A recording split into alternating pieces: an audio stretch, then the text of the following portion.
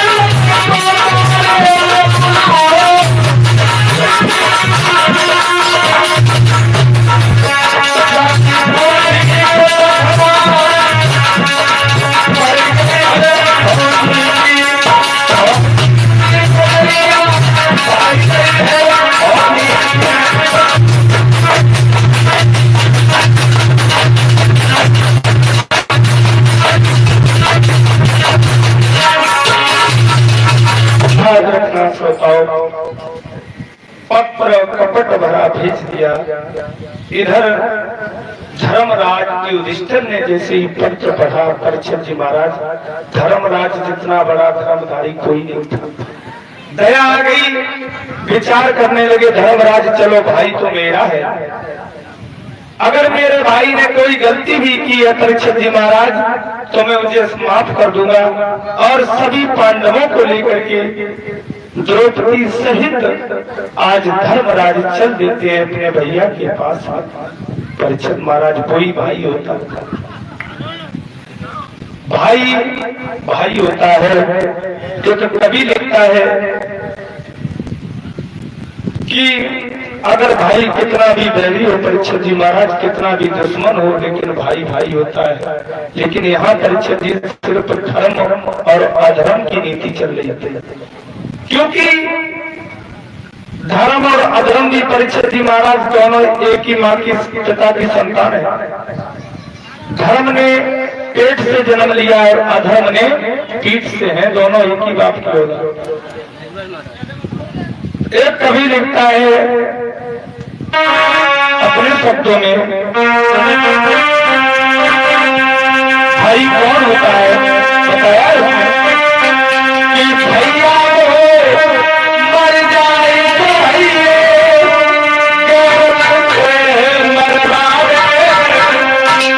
तो भाई भाई नहीं होता परीक्षित महाराज। भैया मर जाए तो भाई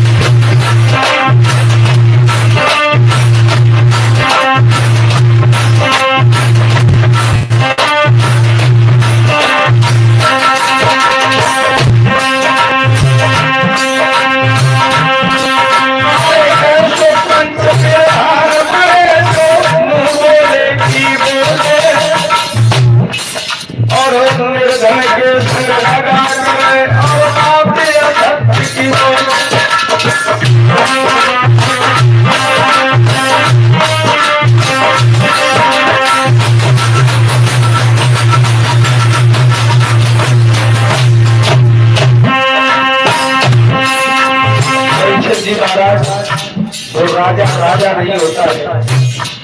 लिखते हैं तुलसीदास, प्रजा दुखारी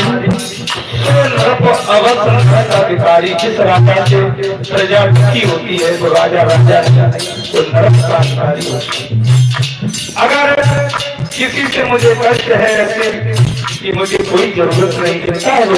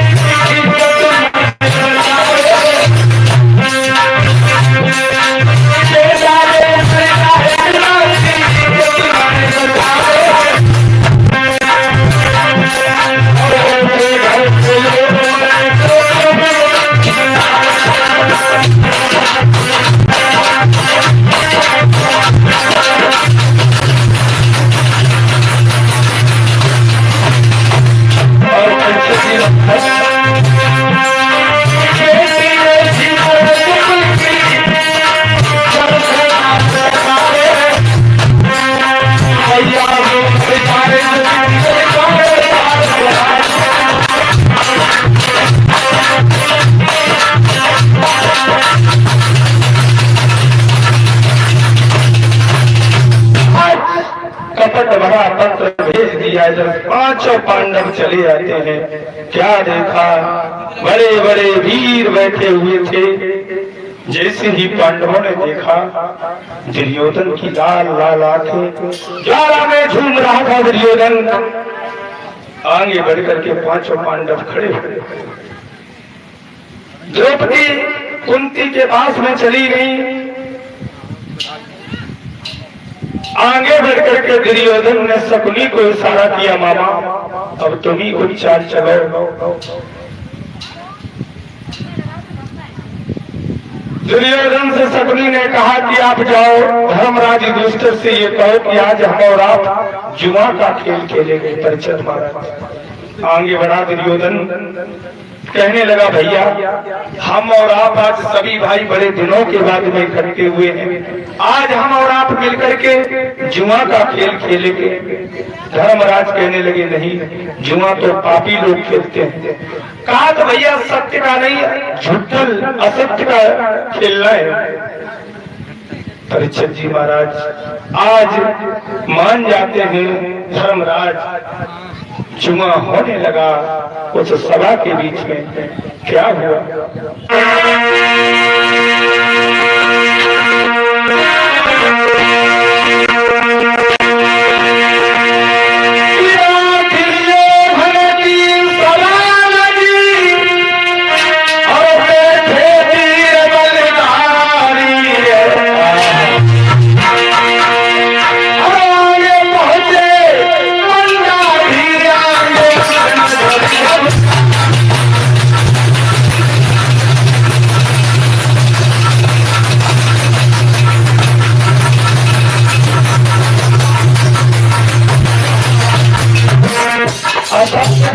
होने लगा।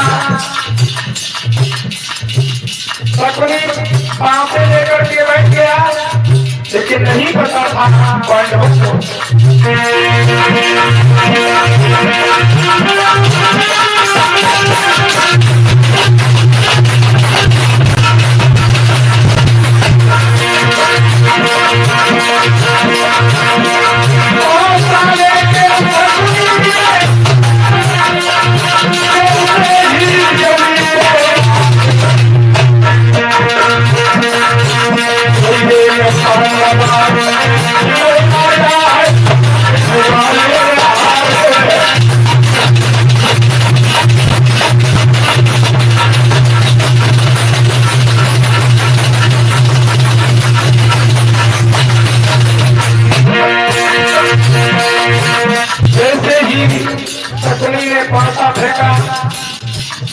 कहने लगे मामा भांजे श्री पासे को देख लेना।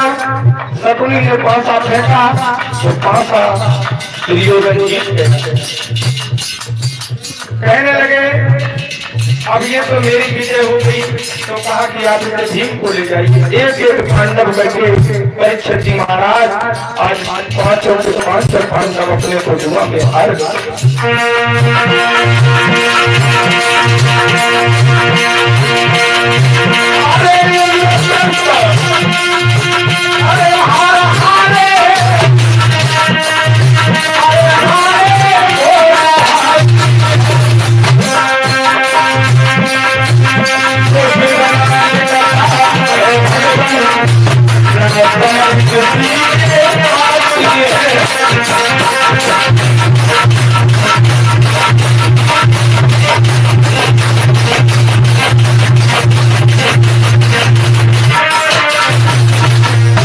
परीक्षित जी महाराज पांचों पांडव हार गए।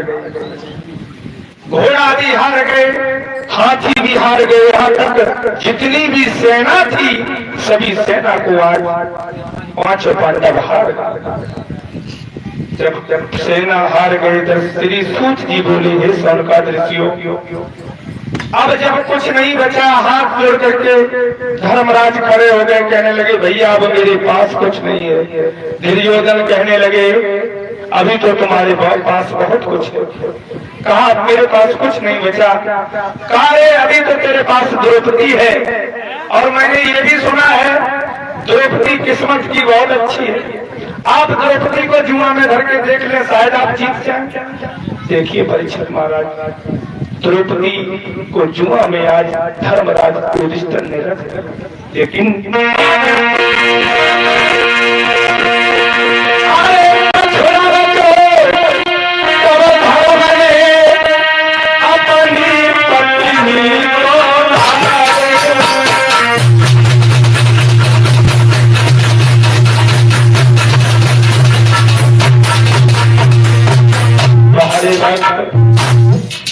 कुछ नहीं बचा, तो अंत में धर्मराज ने द्रौपदी को रख दिया।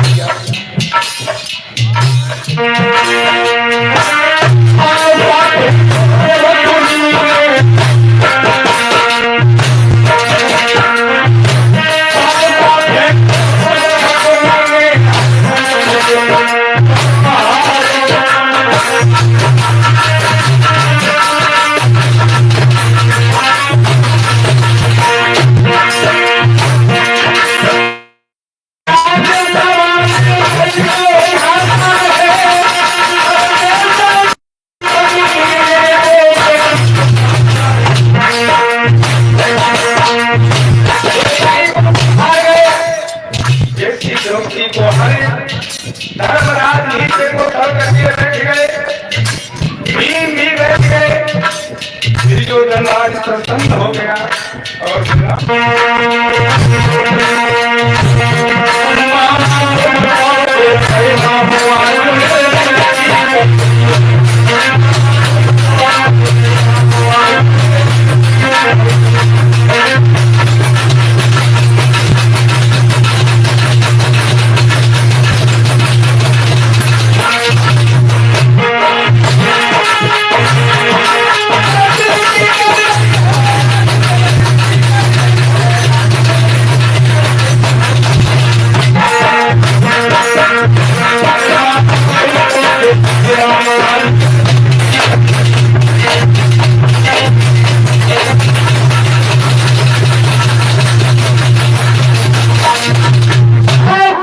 को भी हार गए परीक्षित जी महाराज। दुर्योधन उठा, उसने कुछ नहीं पूछा। दुशासन ने कहा दुर्योधन जाओ, जाकर के द्रौपदी को खींच के लेके आओ।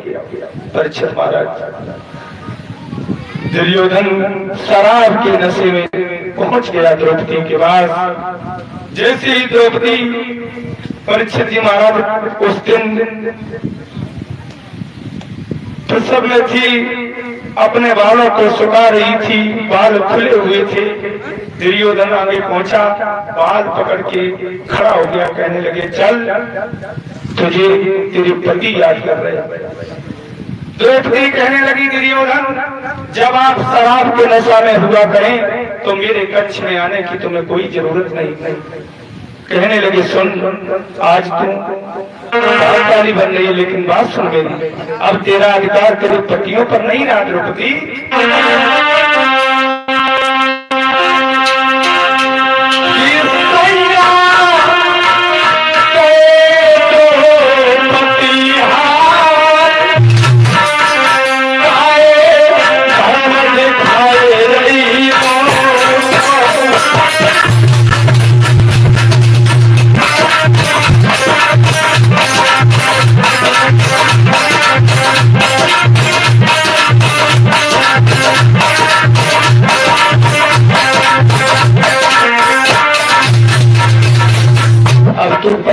नहीं रही।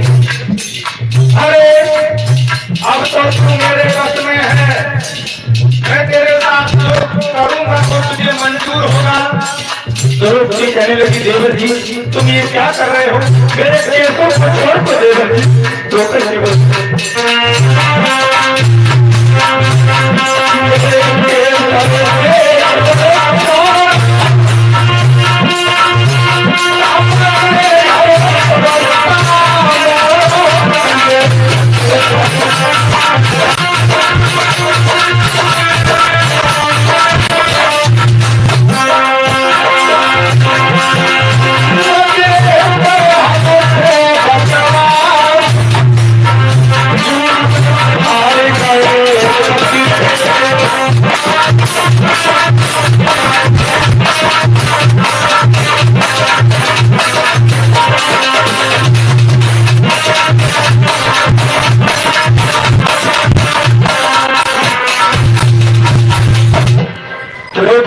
परीक्षित जी महाराज केस पकड़ के खींच करके दुर्योधन ले जाने लगा।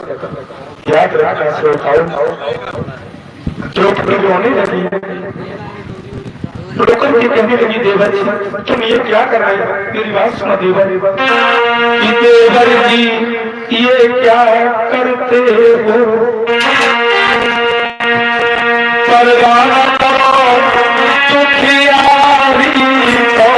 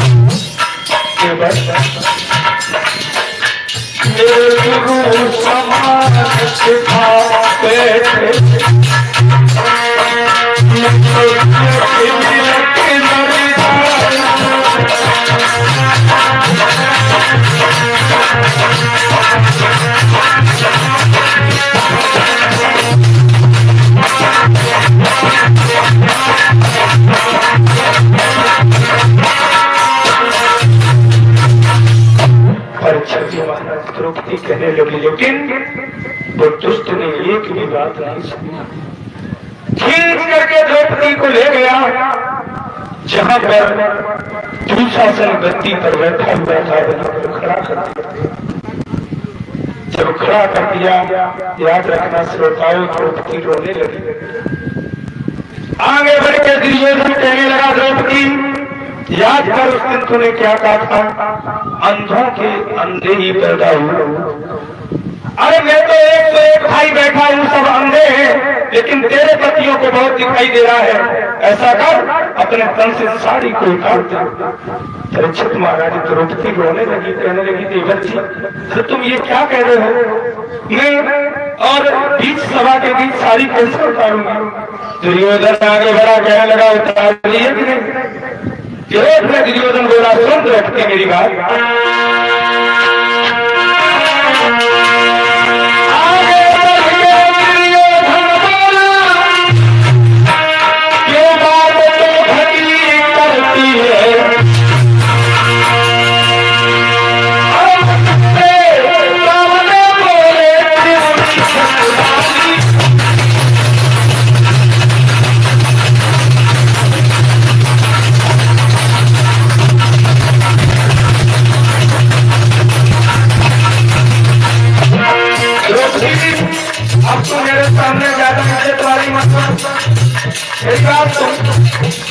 अगर तुझे इज्जत हित की प्यारी थी तो क्यों नहीं तुमने उससे जवान को बंद किया था। तुझे पता है मेरी बात,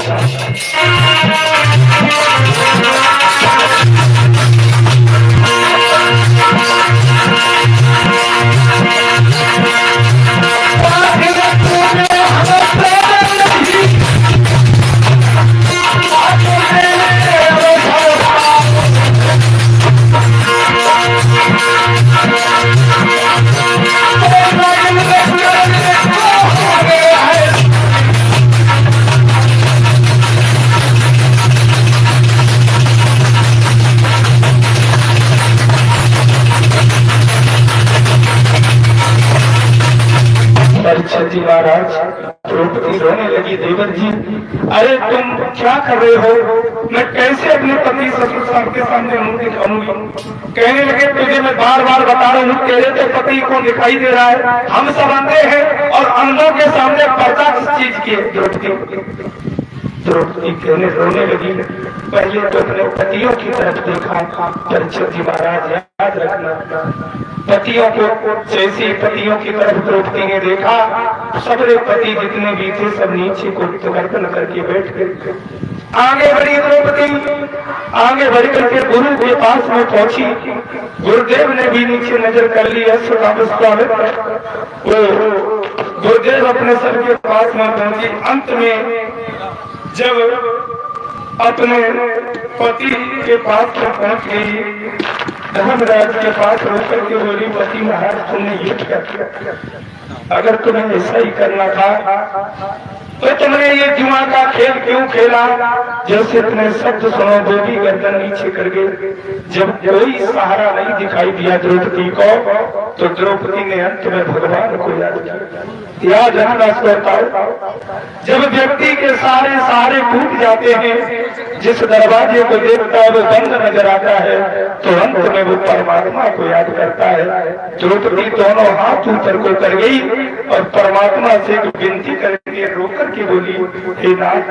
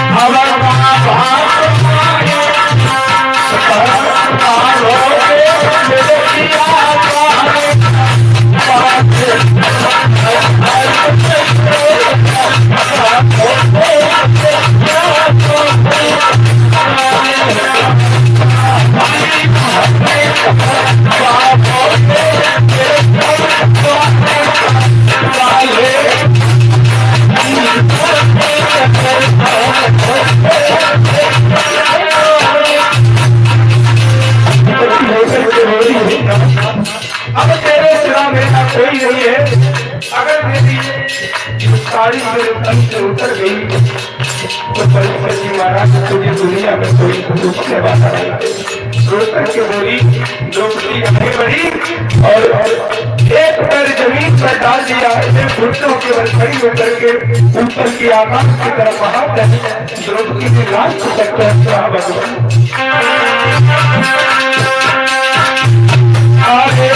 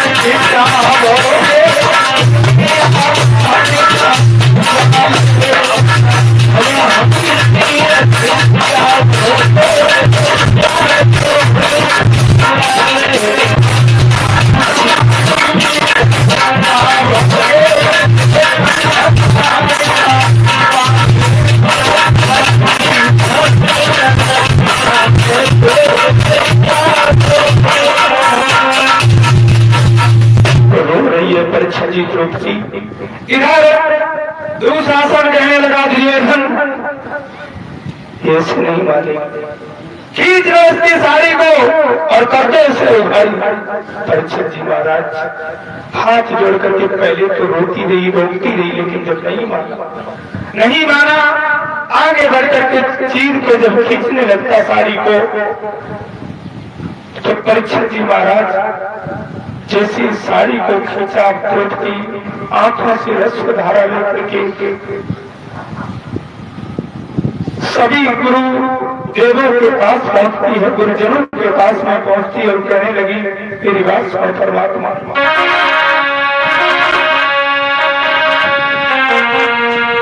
अब तेरे हाथ में है, क्योंकि परमात्मा मेरी बात सुनता।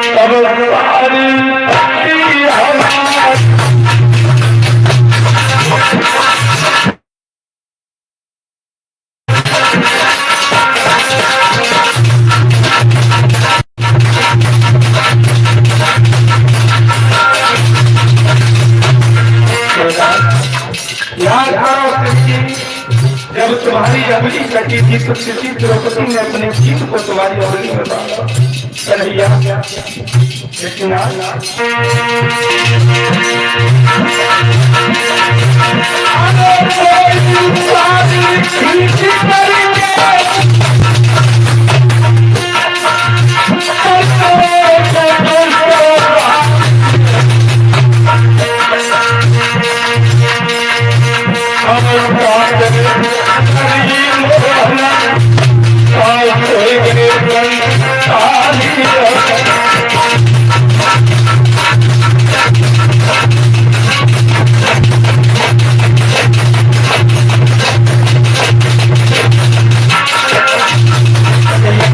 तुम कहाँ सो रहे हो?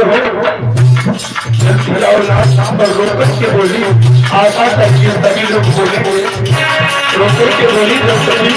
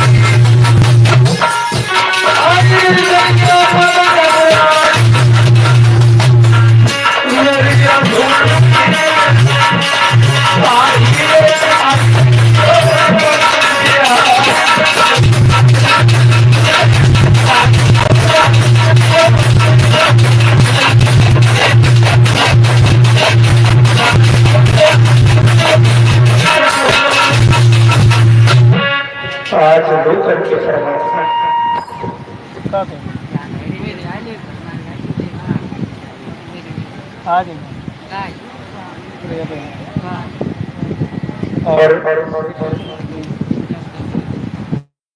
और याद कर रखे।